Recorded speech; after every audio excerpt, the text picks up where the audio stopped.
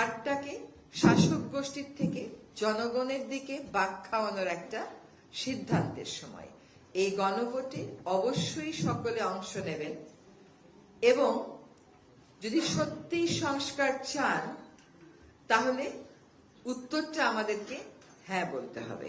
যদি হ্যাঁ না বলি, চুপ করে বসে থাকি, নিষ্ক্রিয় থাকি বা না বলি, তাহলে ক্ষমতার যে ভারসাম্যটা আনার প্রয়োজন এই সমাজে, সেই ভারসাম্যটা আনবার সুযোগটা আরো অনেক বছরের জন্য হয়তো আমরা মিস করে ফেলব। কাজেই যে সংস্কারগুলোর প্রস্তাবনা করা হয়েছে নিজেরা পড়বেন, বুঝবেন।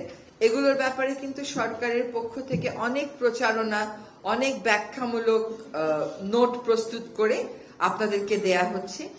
গণভোটে সকলকেই অংশ নিতে হবে এবং আপনার মতামত জানাতে হবে। যদি সংস্কার চান তাহলে গণভোটে যেতে হবে, সংস্কারের পক্ষে মতামত ব্যক্ত করতে হবে। এবার কিন্তু নির্বাচনে তরুণ সমাজ একটা বড় ভোটের অংশ। এই তরুণ সমাজ যেভাবে আমাদেরকে স্বৈরতন্ত্রের, স্বৈরাচারের কবল থেকে বের করে এনেছে, এই তরুণ সমাজকে সেভাবেই গণতন্ত্রের ভিতটা সংস্কারের মাধ্যমে শক্তভাবে প্রস্তুত করতে হবে। শুধু স্বৈরাচার চলে গেল তাতে খুশি হয়ে বসে থাকার কোনোই সুযোগ নাই, কারণ এই দেশে আগেও স্বৈরাচার বিরোধী আন্দোলন হয়েছিল।